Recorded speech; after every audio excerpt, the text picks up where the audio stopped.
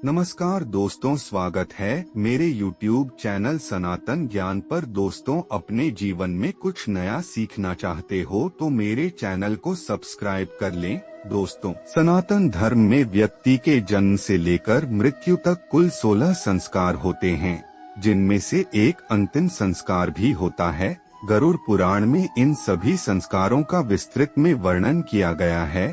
गरुड़ पुराण व्यक्ति के जन्म से लेकर मृत्यु तक कई महत्वपूर्ण बातों का जिक्र किया गया है।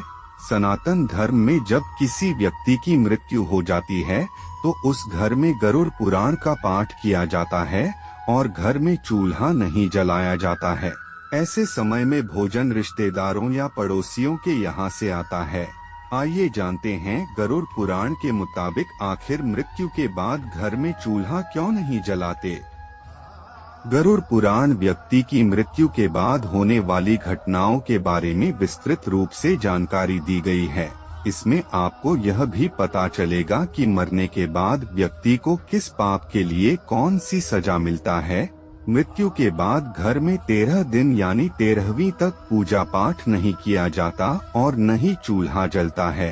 कहते हैं कि जब तक मरने वाले की आत्मा मोह माया से मुक्त नहीं होती तब तक वहाँ चूल्हा नहीं जलाया जाता। गरुड़ पुराण के मुताबिक मृत व्यक्ति का अंतिम संस्कार होने के बाद उस घर में 13 दिनों तक गरुड़ पुराण का पाठ किया जाता है, जिसमें मृत्यु के बाद होने वाली घटनाओं के बारे में जानकारी मिलती है। कहा जाता है कि जब तक अंतिम संस्कार नहीं होता तब तक मरने वाले की आत्मा सांसारिक मोह माया से मुक्त नहीं हो पाती और इधर उधर भटकती रहती है। इसके अलावा यह भी कहा जाता है कि किसी की मृत्यु के बाद उसके घर में खाना इसलिए नहीं बनता ताकि परिवार के सदस्य साथ बैठकर इस दुख का सामना कर सकें और जल्द से जल्द दुख से बाहर निकलने की कोशिश करें। हिंदू धर्म में 16 संस्कारों का उल्लेख है।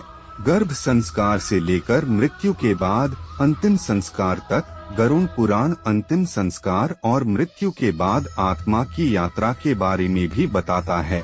इसलिए घर में किसी की मृत्यु के बाद गरुड़ पुराण का पाठ किया जाता है।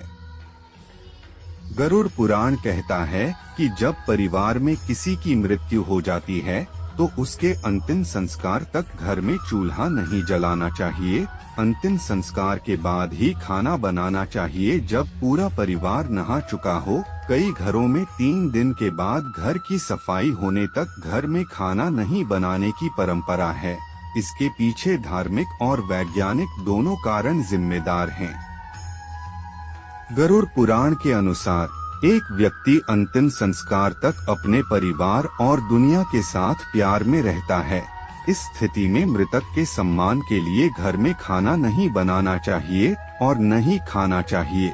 गरुड़ पुराण में इस बात का जिक्र मिलता है कि घर में किसी की मृत्यु के बाद जब तक व्यक्ति का अंतिम संस्कार नहीं किया जाता तब तक उस घर में पूजा नहीं होती और न ही चूल्हा जलाया जाता है, क्योंकि गरुड़ पुराण के अनुसार जब तक किसी मृत व्यक्ति का अंतिम संस्कार नहीं होता तब तक उसकी आत्मा को सांसारिक मोहमाया से मुक्ति नहीं मिल पाती है और वह मरने के बाद प्रेत कंकर भटकती रहती है।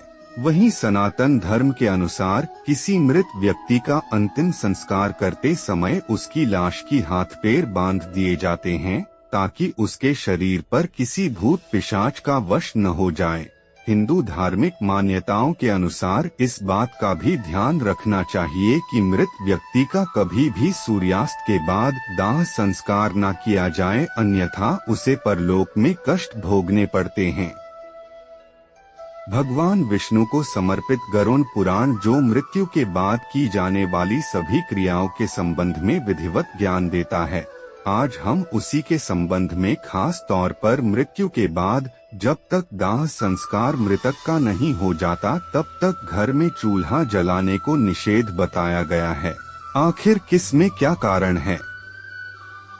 एक बात यह भी है कि जब कोई व्यक्ति मृत हो जाता है तो उसके उस मृतक शरीर को देव तुल्य में बताया गया है।